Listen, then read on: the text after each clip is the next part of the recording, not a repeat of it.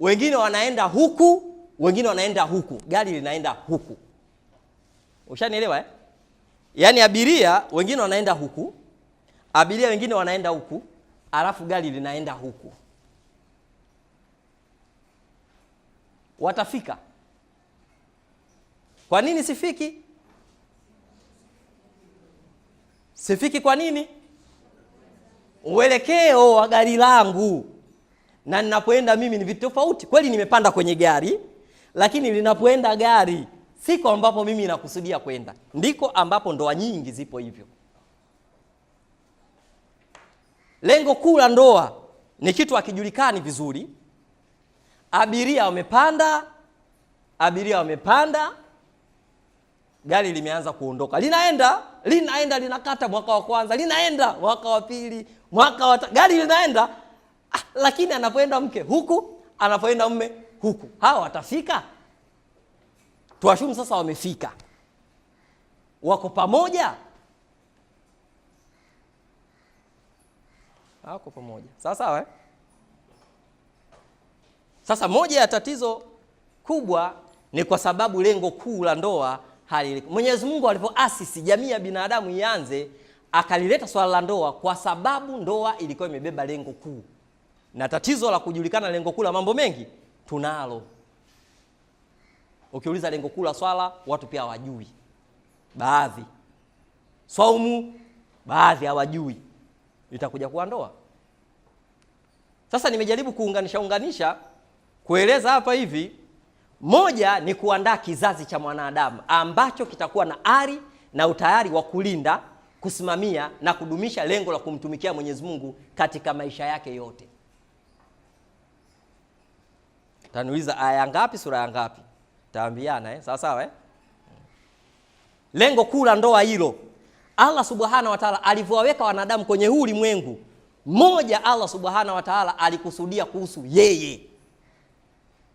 Activities zote zitakazofanya wanadamu, activities zile zifocus kwake. Kuna hesabu kule tunazisoma zinaitwa making subject. Form 2 sijui nakumbuka, anakumbuka 2a jumlisha x ni sawa na 4b plus x.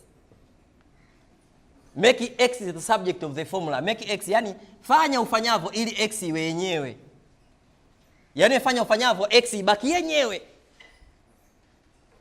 Hapo ndipo ambapo mtego ulipo. Allah Subhanahu wa Ta'ala alikusudia activity atakazofanya wanadamu, moja inawafikishaje kwenye lengo la yeye kutumikiwa. Lengo hili halipo kwenye vichwa vya wawanaji. Halipo kabisa.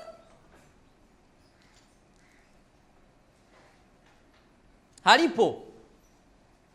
Kama muulize mke, amuulize mume, mume amuulize mke. Lengo hili halijulikani sana. Na wala halizungumzwi.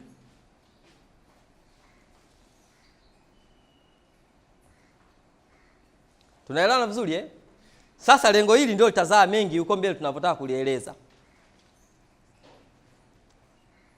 Kwa hiyo ndoa ndio taasisi ya kwanza na ya pekee wasio na muumba ili kustawisha jamii ya wanadamu katika kujenga mahusiano kwa malengo maalum na makusudio yenye tija.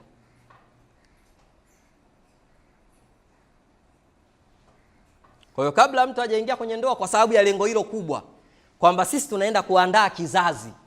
Yawezekana sio cha kuzaa sisi, lakini tunataka tukalee kizazi cha binadamu. Kizazi cha binadamu kimuende na kumfikia Mwenyezi Mungu vilivyo. Maandalizi ya kiakili yanakuwa hayapo kwa vijana wengi, kihisia hayapo, kiroho, kiuchumi na hata kijamii pia hayapo.